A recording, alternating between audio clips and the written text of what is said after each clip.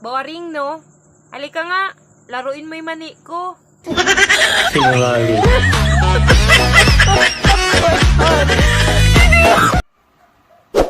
Bakit ganun? Ang alin? Wala bang gyari yung ilong ko nakadapa na? Mat pa? O sige, makinig kayo lahat ha. Addition, simplihan natin. Go. Bilisan mo ang sagot. Bisa man tanong. Aba, kung makadiwan ka. Bibigyan kita ng 314 apples. Dadagdag ko ng 614 apples. Sagot mo. Thank you. Natural. Ang dali ng tanong. Ano ba yan? Wala bang mahirap na tanong? Sandali.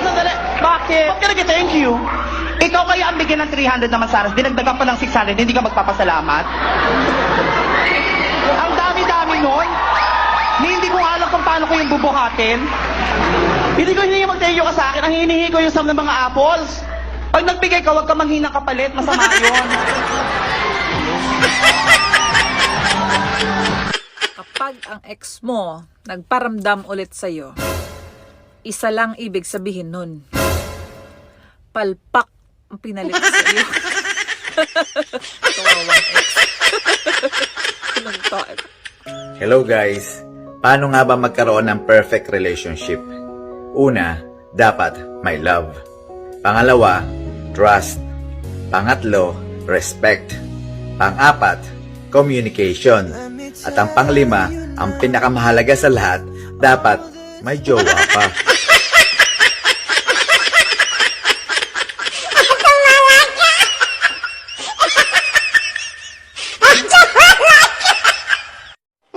Kayong mga lalaki, kung kakain kayo, pwede ba? Huwag niyo na kaming pahugasin pa.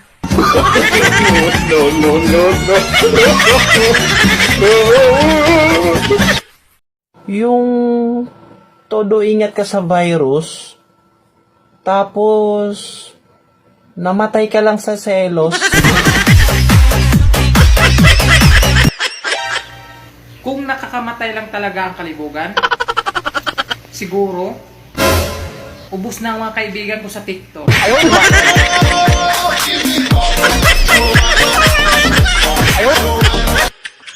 Malabo ang mata ko. Pero kaya kong kumain kahit madilim.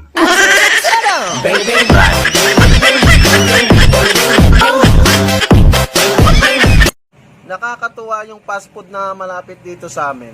Pagpasok mo pa lang, sasalubungin ka ng guard na nakangiti. Welcome sir o welcome ma'am. Pati mga staff nakangiti rin sa'yo. Tapos paglabas mo, babaunan ka pa ulit ng matamis ng ngiti. Thank you sir, come again. Thank you ma'am, come again. Nakakatuwa lang. Kaya nga sa susunod, doon ulit ako tatayin.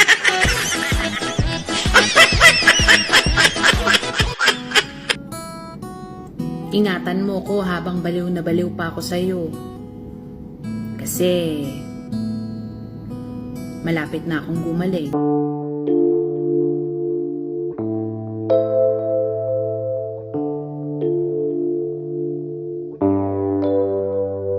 Na ba yan? Oo, bakit? Ahitin mo na. Natitinga ako eh.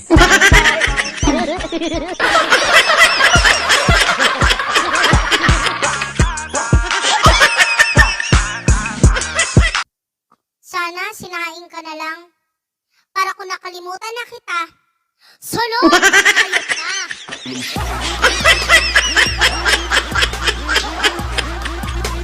Yung halik daw, nakakatanggal ng galit. Pero pag tumagal ang halik, nakakatanggal na ng dami. Bakit ba sa tuwing makakalimot ako, hindi ko matandaan?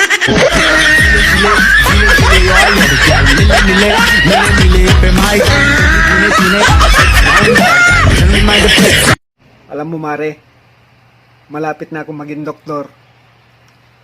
Kung sakali ba, sa akin ka ba magpapakonsulta? Pag binakunahan mo ko, siguraduhin mo na ilalabas mo lahat ng laman, ha? Bago mo hugutin.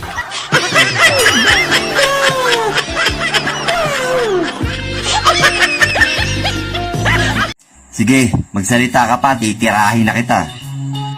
Sige, subukan mo! Akala mo,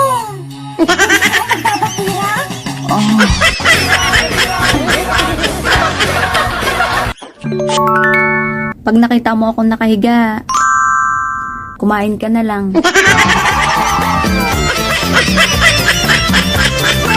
Bakit pag nanalo po sa eleksyon, ang sinasabi ay nauupo?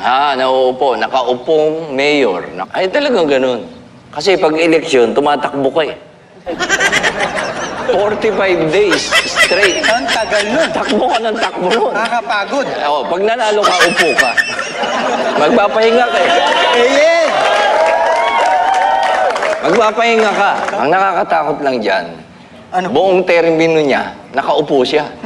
Hindi, walang nagagawa. Tumatakbo ka. Kandidato ka, ano kailangan mo? Pera. Higit sa lahat, supporter. Pag tumatakbo ka, kailangan mo supporter. Yan yung butante mo eh. Opo. Yung supporter. Opo.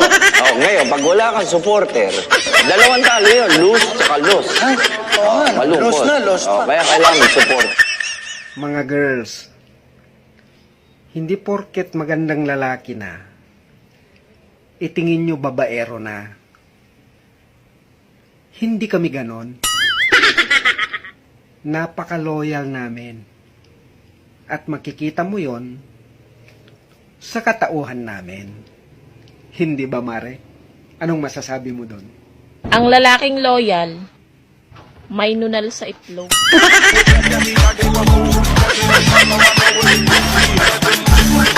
Darling, pwede bang magpalit tayo ng posisyon mamayang gabi? Sure, darling. Why not? Ano ang position gusto mo, baby?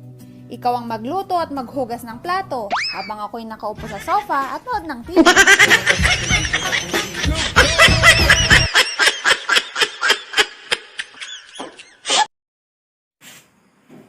Touch it, touch it, touch it, touch it. Touch it. Touch it. Touch it, touch it, touch it, touch it, touch it, touch it, touch it. Touch it. Touch it. Touch it. Touch it, touch it, touch it, touch it. Touch it. Touch it. Alam mo, ang ganda-ganda mo na sana eh. Alam mo kung anong kulang sa'yo? Ako.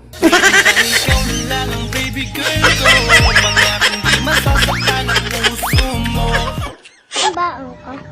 Baon? Bakit? Ba't ka sa akin? Ha? Kano yan? Ngipin lang. Ha? 2 5. Bakit? Bakit? Kaya ka iniiwan kung lang ka magbigay.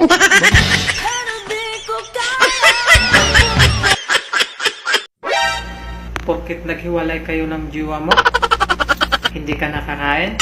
Bakit? Dala ba niya kaldero nyo?